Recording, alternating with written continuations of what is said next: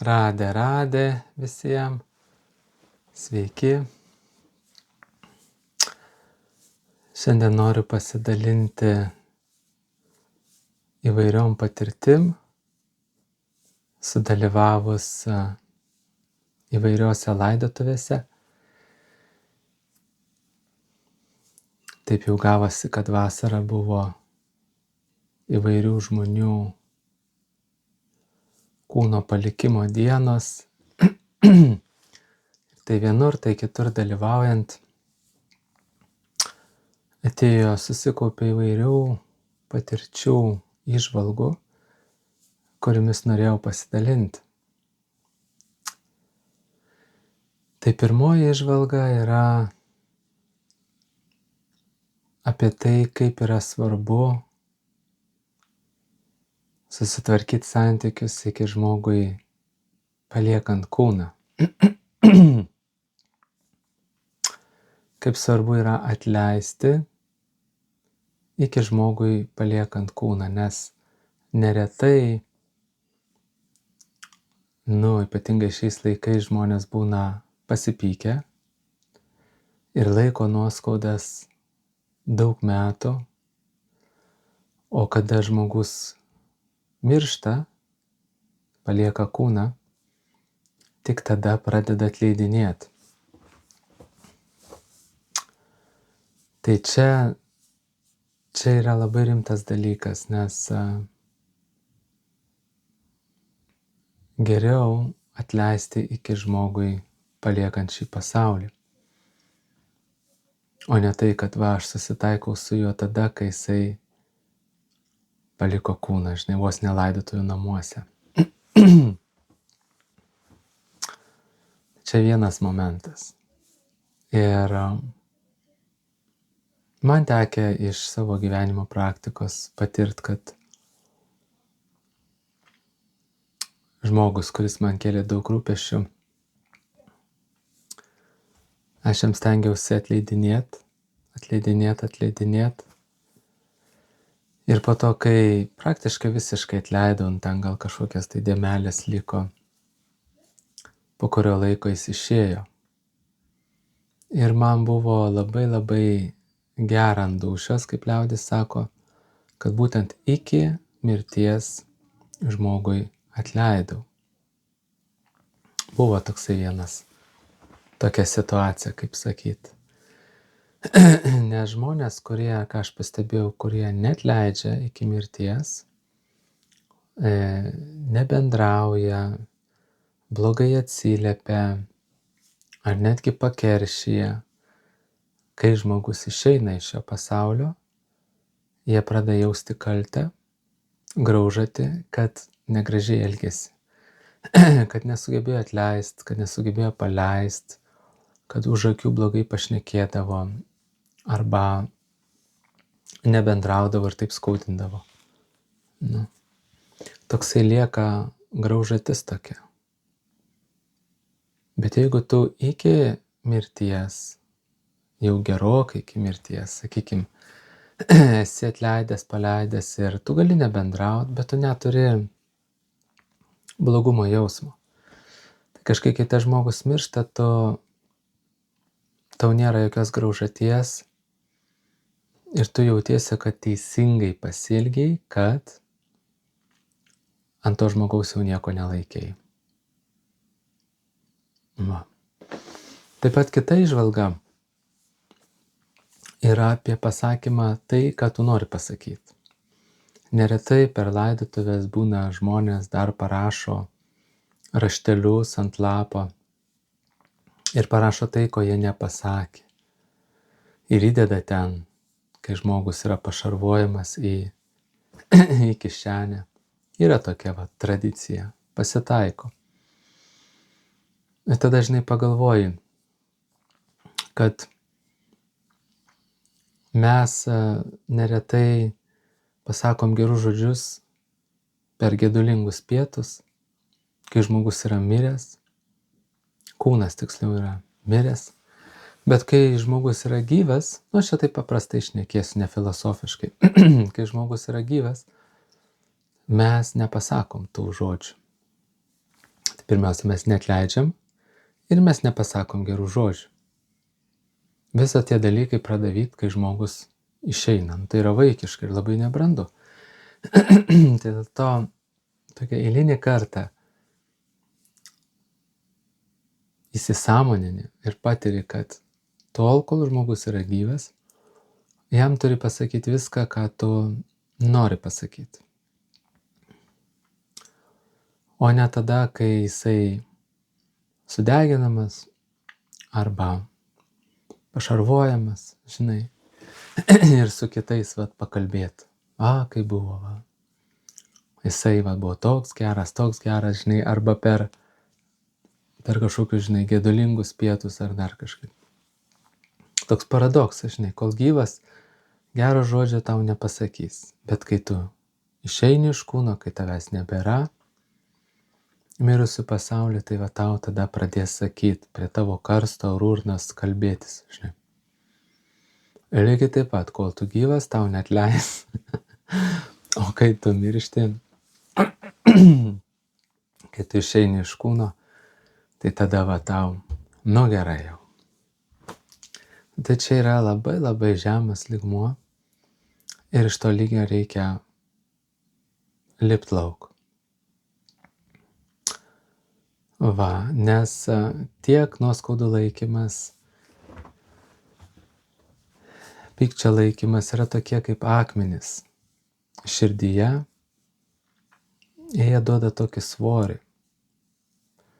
Ir kol tie akmenys yra, apie jokią meditaciją gilesnė į kūrėją neina net kalbos.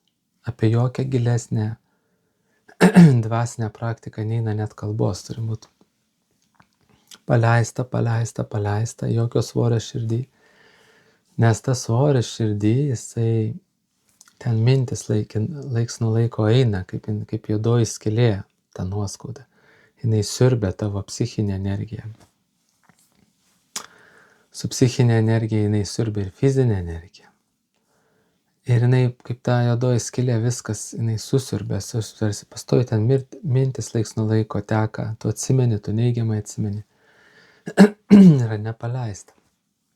Bet kai tu paleidi ir netgi dar sugebi paleidęs dar rasti tam tikrų gerų savybių pas tą asmenybę, ne tik matyti jos, kaip pasakyti, neigiamas pusės, bet ir teigiamas dar pamatyti, tada yra gerai. Tada, jeigu ta asmenybė palieka kūną, pas tave yra ramus sąžiniai, kad tu esi paleidęs ir tu jam linki geros kelionės ir viskas. Toks yra ypatingai šeimos nariam. Jeigu kažkoks šeimos narys kažkokias kėlė problemas, darė skausmą, ar buvęs vyras, buvusi žmona, paleidi kuo greičiau. Pirmas momentas, antras momentas, bandai rasti gerų savybių ir už akių stengias blogai nekalbėti apie tą žmogų ir jam nekeršyti, neatsakyti tuo pačiu. Tada, kada jisai palieka kūną, tau sąžinė ir širdis rami ir nėra jokio sunkumo jausmo. Tu junti, kad tu padarei tai, ką galėjai, žinai. Tai stenkimės atleisti, kol žmogus gyvas ir pasakyti žodžius, kuriuos tu nori pasakyti, kol jis yra gyvas, kad po to nereikėtų tik tais tosto metu per gedulingus pietus šnekėti ar rašyti raštelių ir dėti karstą. Čia ypatingai galioja žmonėm, kurie eina dvasiniu keliu. tą būtinai reikia daryti. Savo širdį palikti švarę, plačią, erdvę. Dažniausiai mus labiausiai užgauna artimiausiais ryšiais susiję žmonės. Tai pirmiausia, tuos ryšius reikia ir valyti. Būna, kurie kartoja mantras, praktikuoja meditacijas, Būna per konsultacijas išsiaiškini, kad yra nuoskaudų ant tėvų, ant buvusių žmonų, buvusių vyrų. Tai pirmoje eilėje visą laiką rekomenduoju būtent tas nuoskaudas valyt. Tada širdį pradeda kauptis prana, energija. Nes nuoskaudos yra ir negatyvas yra tokie kaip blokai, kurie neleidžia cirkuliuoti pranai, gyvybiniai energijai subtiliam kūne. Subtilus kūnas irgi turi savo kraujagyslės, arterijas, venas, tai yra nadi kanalai. Kanalai, kuriais teka subtili gyvybinė energija, kuri palaiko šitą fizinį kūną. Kada mes išgyvenam pyktį, kada mes išgyvenam skausmą, įsižeidimą ant žmogaus, nuoskaudą laikom, kai kurie iš tų kanalų užsikemša. Ir gyvybinė energija negali cirkuliuoti tais kanalais ir negali suteikti energijos tam tikram organam. Kada mes laikom nuoskaudas, tai va širdies čakroje atsiranda blokai. Ten energija sunkiau cirkuliuoja, tas energetinis centras mažiau skleidžia energijos, jeigu žiūri. Ir automatiškai širdis gauna mažiau energijos pamaitinimo, jinai silpsta. Jeigu mes turim daug pykčio ant pasaulio, kepenys silpsta. Jeigu mes negalim matyti dabartinės padėties savo tokios, kokios jinai yra, akys silpsta. Ir atsiranda, kad toks dalykas, kad tu į tolį geriau matai, bet iš arti prasčiau matai. Na ir taip toliau.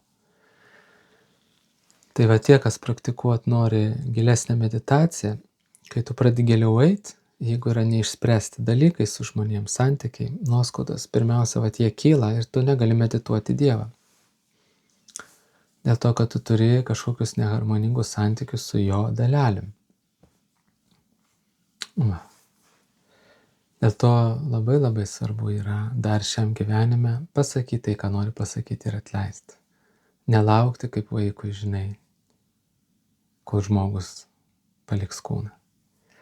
Ir trečia patirtis, tai yra apie patį mirusį. Neretai pastebiu, kad ir gaunu pastoviai tas pačias patirtis, kad siela, kuri išeina iš kūno, jinai pradžioje jaučia didelį palengvėjimą, jinai jaučia laimę, ypatingai jeigu kūnas buvo ligotas, jeigu buvo labai daug rūpesčių, įsivaizduokit, išėjus iš kūno, kokį palengvėjimą jinai jaučia. 100 000 kartų yra lengviau. Ir jinai išgyvena labai didelę laimę, ta siela. Tokia kaip ekstazė, žinai, malonumą. Bet jinai nesupranta, kad paliko kūną ir kad negalės grįžti kūną. Jinai mato susirinkusius, kad žmonės ateina į namus, bet jinai gali dar nesuprast, kad jinai kūną paliko. Kada kūnas yra šarvuojamas, o ypatingai kada yra laidojamas, kremuojamas, tada jai pradeda šust, kad čia kažkas ne taip ir kad jinai nesapnuoja, nes jinai pradžiai galvoja, kad jinai sapnuoja. Kada jinai pradeda matyti verkiančius žmonės, kada jinai nebegali grįžti kūną, jinai po biškį pradeda suprast, kad jinai paliko kūną, techniškai mirė kūnas. Ir tada atsiranda blaškymasis, rūpestis, skausmas. Jinai eina iš kambario į kambarį, pas pačius artimiausius, bando kalbėti, bet jos nieks negirdi. Jinai bando prisiliest, bet jos nieks nejunta prisilietimo. Jinai bando pakelt balsą, bet vis tiek nieks negirdi. Ir jinai susipažįsta su tą realybę, kad įvyko mirtis, visi gedi, visi liūdi ir jai apima didelis skausmas. Jin pradeda blaškytis, jin ramybės neranda. Ir va tuo metu vediniai tradicijai, kada, sakykime, skubama kuo greičiau sudeginti kūną, kad ta siela įsisąmonintų, kad jinai iš tikrųjų į kūną nebegrįž ir kad jinai nebandytų grįžti kūną, nes jinai bando grįžti kūną ir jai nesigauna. Nes jau subtilus kūnas yra atsiskyręs nuo grubaus kūno. Ten tokia yra virkštelė, kuri jungia subtilų kūną su grubu kūnu. Jinai yra nutrūkus ir subtilus kūnas nebegali susijungti su grubiu kūnu. O siela randas tuo metu subtiliam kūne, energetiniam kūne. Jinai bando grįžinėti. Ir kuo tu greičiau sudegini kūną, to yra geriau, nes tada jinai įsisąmonina, kad aš nesu šitas kūnas. Kūnas sudegė, jo nebėra, bet aš tai esu. Aš galiu mąstyti, aš galiu jausti, aš galiu norėti, aš galiu judėti, aš galiu matyti, aš galiu girdėti, viskas yra. Kol kūnas nėra sudeginamas, tol yra sunkiau. Ir būtent labai labai svarbu deginti kūną. Nebent tu esi šventasis, pas tai nebėra šitų problemų, tu išeini iš kūno, tu supranti, kad tu išeini iš kūno, bet jų kūnus būna, kad nekremuoja, tiesiog laidoja. Bet ten tokių dalykų, kad ten tas šventasis bandytų grįžti kūną, tokių nėra, nes jis visą gyvenimą arba didelę dalį gyvenimo pašventė, žinai, kad šitai dvasiniai praktikai ir ten dvasinės praktikos ABC yra, kad tu nesi šitas kūnas. Tai jisai supranta, išėjęs iš kūno iš karto, kas čia vyksta. Bet paprastas žmogus nesupranta. Ir jisai blaškosi, išgyvena skausmą ir liūdesį ir būna kurį laiką namų erdvėje arba lanko artimuosius į kitas namus. Jam nuskristi, jeigu tu miršti Lietuvoje, jam nuskristi į Angliją yra jokių problemų. Jam nuskristi į Ameriką yra jokių problemų. Tas subtilus kūnas juda praktiškai mąstant, jeigu tu nori kažkur judėti, jisai ir plaukia į tą kryptim. Jis eina kiaurai sienas, kiaurai langus, kiaurai betoną, kiaurai stogą, jokių problemų. Ir jisai lanko artimuosius. Pavyzdžiui, kai vienas dvasiškis mirė, aš darysiu kažkada atskirą įrašą. Aš buvau Radha Kundoj ir norėjau daryti įrašą apie atsiminimus apie jį. Aš pradėjau daryti įrašą ir apie jį daug mąstyti ir jis atsirado. Aš pajutau, kai jis Radha Kundoj atsirado. Nes aš per tą įrašą atskleidinėjau tokias gana asmeninės detalės, galvojau, mirė, galima šnekėti. Jis atsirado ir aš tą įrašą nutraukiau ir ištryniau. Aišku, aš jį vis tiek padarysiu, kad pašlovint faktą, nes jis jau yra persikūnijęs, bet tokią patirtį turėjau. Ir kai tėtis mirė, irgi turėjau patirtį, pastoviai, ateidavo. Tai čia tuo metu reikia skaityti šventraščius tai mirusiai sielai, tai mirusiam ir aiškinti, kad tu dabar esi tranzitiniam periode, čia kaip aerouostas, tu persėdimas vyksta į kitą lėktuvą. Ir tu turi labai nedaug laiko, tu gali atlikti dvasinę praktiką ir dar apvalyti savo karmą. Nes greitai keliausi pas Jamaradžą, pas mirties dievą, o keliauja visi, net ir šventieji. Tokia yra procedūra visatoj. Keliausi ir ten matysis viskas. Ką padarai gero, ką padarai blogo. Tu turi laiko kalbėti poterius arba kalbėti mantras, šventus vardus, praktikuoti, nes tu turi laiko, o to laiko yra labai nedaug, nes greitai spręsis tavo naujas gimimas. Ir visus tos dalykus turi pasakoti arba skaityti šventraščio ir raminti tą mirusį, o nusiraminimas ateina tada, kada mirusysis suvokia ir susitaiko. Kol jisai nesuvokia, kas vyksta, arba suvokia, bet nesusitaiko, tol jisai išgyvena skausmą, blaškimąsi ir artimieji išgyvena skausmą. Jis ateina į sapnus, bando megzti kontaktą, ne visi jį pajunta. kuo daugiau jo nuodėmių yra nuvaloma per mišias arba per jagės, vaišnavus pamaitinti reikia mirus žmogui, galima jagę daryti, ugnies ritualą, galima giedojimą užsakyti. Beleka, kad tie, kas tai daro, sakykime, vaišnavai gieda mantras ir skiria rezultatą to giedojimo tam mirusiam. Tai įsivaizduokit, pavyzdžiui, 10-20 žmonių gieda šventą vardą, kokia eina jėga. Ir ta jėga dvasinė valo jo nuodėmes, jam lengvėja, jam protas rimsta, jis jaučia šilumą, meilę, jam lengvėja. Dėl to labai yra svarbu artimiesiems kartot šventus vardus, melstis ir įkvėpti mirusiai, kalbant su juo, kad tu tą patį daryk, nes yra labai mažas laiko tarpas, dažniausiai apie 49 dienos, kartais mažiau, po to bus persikūnimas.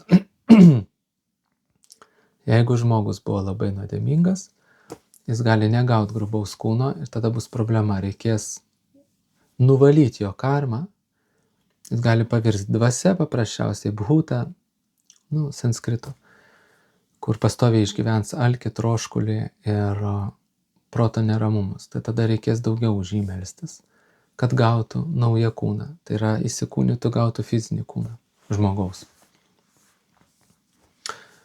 Bet jeigu žmogus nebuvo taip stipriai nuodėmingas, tai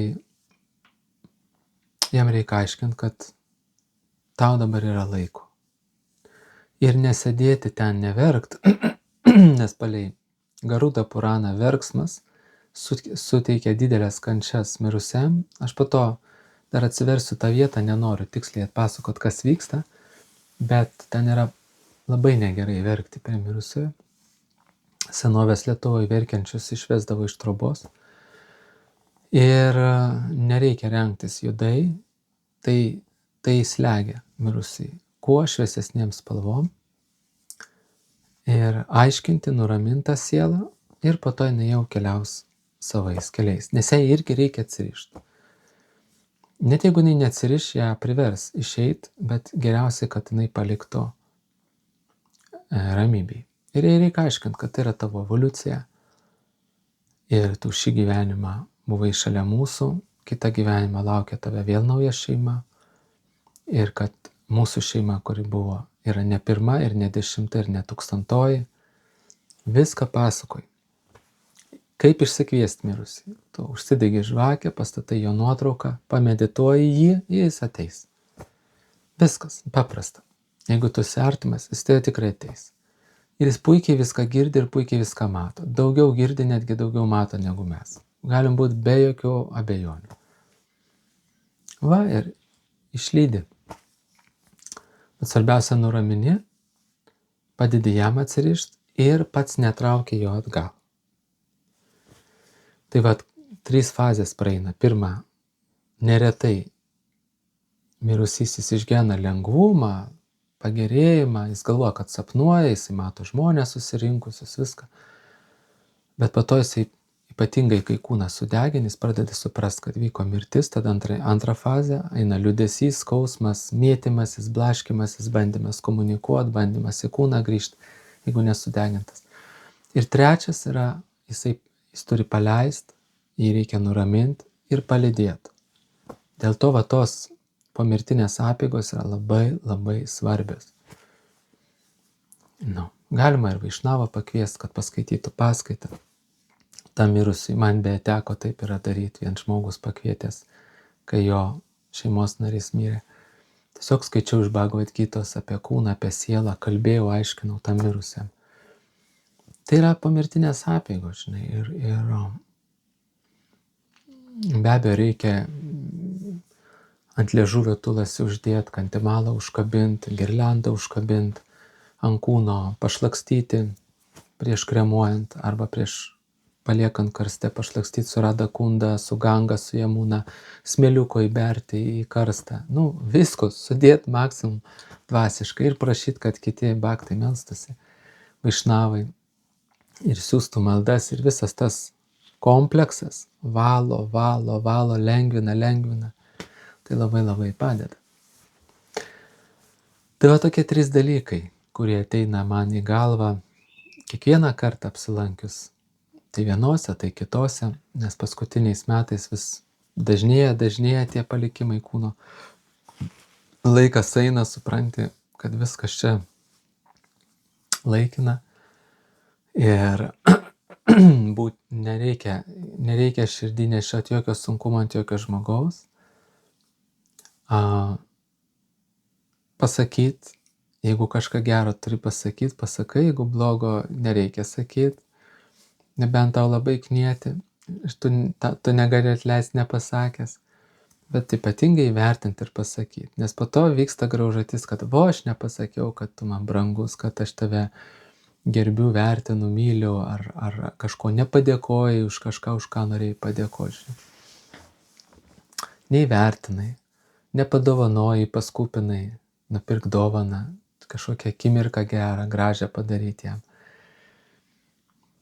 Nedavai to, ko norėjai duoti, dabar norėjosi duoti, o dabar jau nebegali. Ir trečias dalykas – pravesti tinkamai per mirimo procesą žmogų. Jau šiuo atveju ne kiek apie save mąstyti, bet apie tą sielą, nes tu dar lieki gyventi, o jis jau eina į tranzitą. Ir įsisąmonint, kad bet koks skausmas, kuris tavėje kyla, dažniausiai bus susijęs su tavo egoizmu, kad tu kažko nebegausi iš to žmogaus.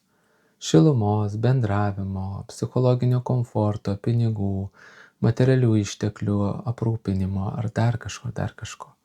Ir kad ten dažniausiai skausmas eina iš egoizmo. Tai va tokie 3 momentai, kurie ateina į galvą, norėjau jais pasidalinti, galbūt kažkam bus aktualu ir naudinga. Ir jeigu jum įkvepia šitos žinios, padeda, kviečiu paremti mano švietimo veiklą. Rekvizitus visada palieku po video. Iki kitų kartų. Namaste.